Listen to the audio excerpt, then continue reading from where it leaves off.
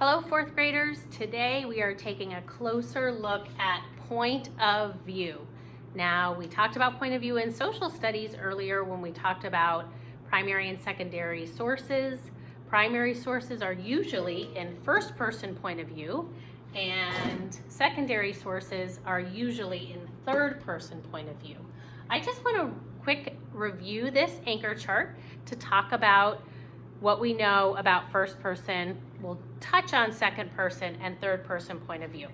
For first person point of view, the narrator is in the story, right? It's telling the story from his or her perspective. So I always say first person is me. Can you say it? First person is me, okay?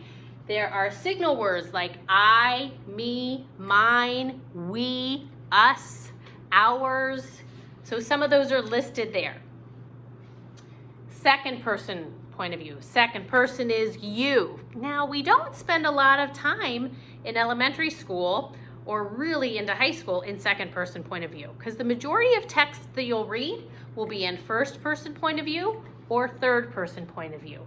Second person point of view is when the narrator is talking to you, giving you directions, giving you commands, trying to explain something to you. And so we look for words like you, yours. So again, we have first person is me, second person is you.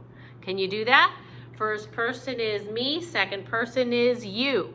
Good job, we're getting it down.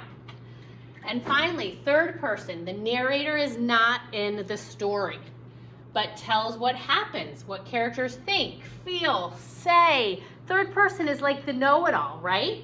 Third person knows the back history. Third person knows everything that the characters are thinking, feeling, tells us what they're saying, and that's third person.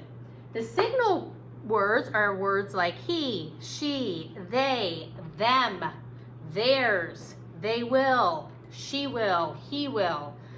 When that's part of the story, it is usually third person. We always have to pay attention to any dialogue. The dialogue has the talking marks around it, and dialogue, if it's something that a character is saying, you're going to have those first person words in there. But you look at the words that aren't dialogue to make that decision about point of view. So let me finish out our little song. First person is me, second person is you, third person is she, third person is he. Sing it with me. First person is me, second person is you, third person is she, third person is he. Practice that song, get to know it. It will help you remember the different points of view. Today, I have what's called a prompt, a writing prompt for a short answer. We are going to work on this writing prompt all together to answer it using a paragraph. So sometimes you answer questions just with one or two sentences. I ask you to write one or two sentences. As we get further into fourth grade, you're going to be answering prompts with more involved, complicated writing. So let me switch to our prompt. It's in your packet. So if you would turn to your packet on page 16. So in your packet, page 16, of course it's the packet with the winter scavenger hunt on the front. This is our Unit 3 packet. So turn to that short answer prompt. It says whole group practice. This is a writing assignment we're going to do together over the next few lessons. Today we're going to get organized to write and compare and contrast. Tomorrow we're going to learn about a start sentence. The next lesson will be about the body of the paragraph in our short answer response. And the last lesson will be a closing. So let's read this. I'm going to read it to you. I want you to follow it along at home in your packet. If you need to, track with your finger, but get your eyes on the text. Short answer written response. A bird's free lunch and the Shimmerdas are both written in first person point of view. Write a paragraph to compare and contrast the narrators of both texts. Give 3 or more examples of how the narrators are the same and different. Be sure to use compare and contrast signal keywords and cite evidence from the text to support your examples of compare and contrast. Whew, that's a long prompt. Sounds like a lot of work, but we're going to do something to this prompt. We are going to take it apart. Now in science, when you take something apart to understand more about it, you dissect it. We are going to dissect this prompt. Woo-hoo, we're dissecting it, we're taking it apart. We're gonna understand it more. We've gotta figure it out.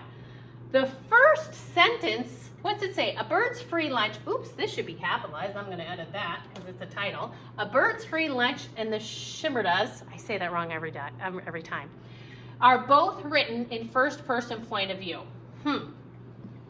Is that asking us to do anything yet? Is there a command, a directive, a question? Nope. This first sentence, I'm gonna like bracket it right here, is info.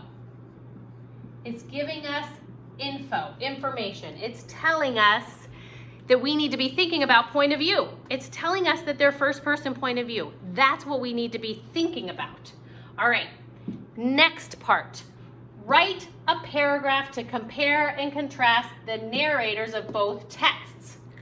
Is that telling you what to do? Is it? Look at it. What's it telling you to do? Write a paragraph to compare and contrast the narrators of both texts. Yes, it is. Yep. It tells me I have to write a paragraph. All right, write a paragraph, and in that paragraph, I better compare and contrast the narrators, talking about point of view some more. So far I know it's about point of view. I know I have to write a paragraph, and then the last sentence, give 3 or more examples of how the narrators are the same and different. Wow, that's so specific. How many examples do I have to give about the narrators? How many? Look for the number. It's 3 or more. Impress me. Give me 4. Give me 5. Why not? All right. Be sure to use compare and contrast signal words. Ooh, there's a reminder. This one is a reminder. Be sure to use compare, contrast, signal words. All right, I know what I need to do. Now this prompt does not seem so challenging. I need to write a paragraph about the point of view in the 2 different texts that we read, and I have to give 3 examples, comparing and contrasting them, and I need to use my signal words. Okay, I can do that. Let's switch to a Venn diagram. Now, I want you to take out a Venn diagram from your supplies. You have it in 2 different places. You have a Venn diagram in this, and you can use a dry erase somewhere in here, right, my friends? I don't know, where is it? I still have it filled out from something else. I can't find it right now. You have one in here. You also have extra copies of Venn diagrams in your big envelope of supplies. Go get one while I get ready for the next step. Okay, here's my Venn. I better erase what I need to do. So I'm thinking to myself, I have to think about these 2 stories. I need to compare and contrast the point of view. So let's get this Venn diagram all ready. What's the name of our 2 stories? We have a bird's free lunch. Write that in the top. Now, if your Venn diagram looks a little bit different, no problem.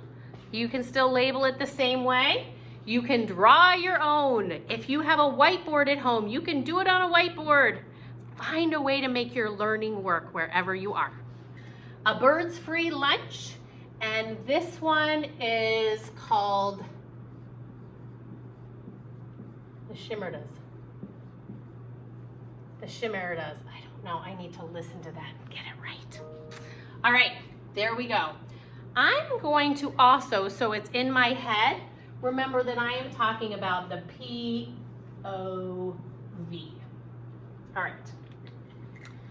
Okay, if you didn't have it out already, you're gonna need the close read right here. You need this because we need to look back at the stories and notice different things. We might have to go back to the text to really complete this. Okay, so let's talk about the Birds Free Lunch. What do these two stories, the Birds Free Lunch and the Shimmerdas, have in common? Well, we already said they are both in first person point of view. So I'm going to write that in the middle. First POV. I love using that expression. What's my POV? First person is me, second person is you, third person is she, third person is he. That's your POV. All right? So they're both in first person point of view. Let's think about first the narrator. All right? Let's think about the narrator of the story. Who is it? In Birds Free Lunch, go back, let's look back to it.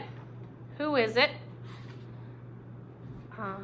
Do you remember? It's the guy, that old guy who's looking at the birds out of his window, John Burroughs. He was a nature writer. So he's John Burroughs. And then we know that that boy Jim tells the story in the Shimmerdas.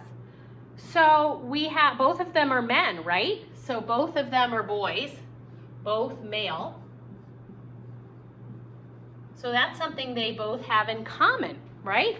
They are both men. Now, that makes me think about the genre, right?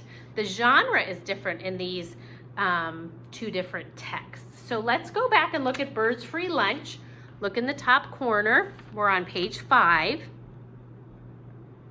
Turn to that page. It says personal essay. But was it fiction or nonfiction? Remember, fiction means it's a made-up story. Nonfiction means it's true. We know that John Burroughs is a nature writer, and he's writing about what he sees in nature. So that tells me it's nonfiction. So that's a way that they're different. That's a way they're different. So for our POV over here, I'm gonna number mine, because remember it told me that I needed to have a certain number of examples in my prompt. So I'm gonna number them. Or you could use bullets. So the first one here, I wanted to write that it's a nonfiction. It's nonfiction. All right. Over here, this story was fiction, correct? It was actually realistic fiction. I could be even more specific. Realistic fiction. We called this literary nonfiction. You could say it's nonfiction personal essay, like it says right in our text. There we go. All right. Get that written in there. Pause the video if you need time to write. Realistic fiction. Let me write that a little bit neater. All right. I'll also include a photo of it later in the lesson so that you could take a picture of that. Now, we already talked about that it's both in first person point of view, both male narrators. Got to add that word there. I'm going to use bullets in the center. Okay. How about these narrators? What do we know about them? Let's talk about Jim first in the Shimmerdas. Who is Jim? Who is he? What would you tell me he is? He's a boy who is living with his grandparents, right? So we know that about the narrator. About how old is he? Let's look back. I think it says in the excerpt how old he is. This little part, it says, I gotta skim it, Jim Burden looking his past. At this time, he went to the farm. Boy, we don't really know. Does it say? No, but he seems like a teenager, right? I mean, he's not a little boy. So this narrator is a teen boy, okay? It's told by a teen boy. Jim is a teenager. How about John Burroughs and the Birds Free Lunch? Does he seem like a teenager? I mean, if he was, they'd go in the both, but he's not. Let's see. I mean, he kind of seems like an old guy, doesn't he? Here's a picture of him. That's him. That's John Burroughs. And he's a nature writer, so we can tell that he's an older man, right? So we'll say told by an adult man, and I'm going to add that he's a nature writer. I mean, Jim is just a teenage farm boy. All right. What else could we compare and contrast? What else could we talk about? How about where these writers are, or these narrators, not the writers. John Burroughs is the writer, but Willa Cather's the writer in this story. Where are they? Go back to your text. Let's start with Birds Free Lunch. Where is John Burroughs? Go back to your text, pause the video and look, and then add it. Where is he? It says he's in the mountains. He's in the Catskill Mountains, if you want to be specific. He's in his cabin, and he's inside watching the birds. I got a lot of information there. I got a lot to say about where John Burroughs is. Now let's think about Jim. Where's Jim? Where is he? Look at the picture cues. Here he is. Where is he? Right? He's outside. He's on the farm. So I'm going to put that one here. He's outside, comma, farm. Great. All right. Let's do one more thing. Let's compare one more. We'll have lots of examples to choose from for when you write your paragraph. I'm going to do 4 over here and 4 over here. What's one last thing we can compare to complete this analysis? We are analyzing a text. We are taking a closer look. We are analyzing a point of view. All right?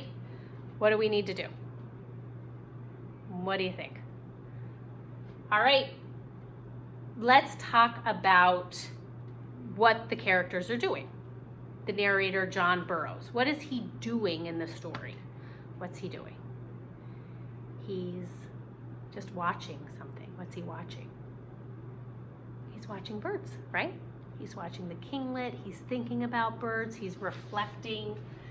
So he is watching, worrying, thinking about birds.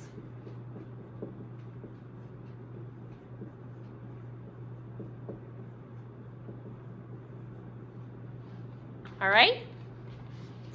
Now, Jim Burden, the narrator from the Chimeridas, that's how you say it, Chimeridas. All right, what's he doing? He's watching stuff too, right? He's just observing nature on the farm. He's observing the birds, the bugs, watching for snakes. So in his story, he is observing nature as well. All right, we did it. Look at that. Look at that. We analyzed a text. We are ready to write. We are ready to write. And I lost my lines for the bed. Let me get it back on there. See what we got. Here's our POV, compare and contrast. I've got to log on. Let's take a look back. You need to have this all filled in, my friends. You will need this tool for the next 3 days. So you need to fill out this Venn diagram. Point of view, a Birds Free Lunch, the Chimeridas. We compared and contrasted the 2 different texts. Both of them are first person point of view. Both stories have male narrators, but that's how we compare them.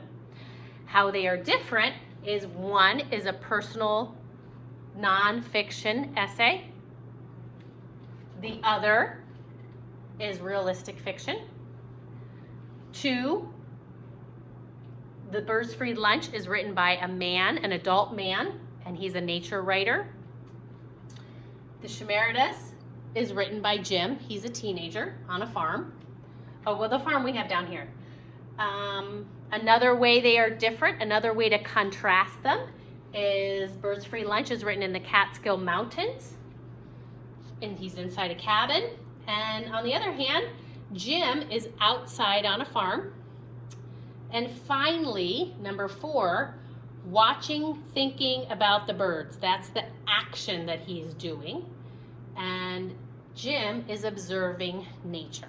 All right, you will need this Venn diagram complete, filled out, what we have here together, ready for tomorrow's lesson to move on with writing our start sentence and answering that prompt. Remember, the prompt is asking us to write a paragraph comparing and contrasting the point of view in 2 different texts, and we're supposed to give 3 examples and use compare and contrast signal words. I will see you next time to review those compare and contrast signal words and to write a start sentence for our short answer response.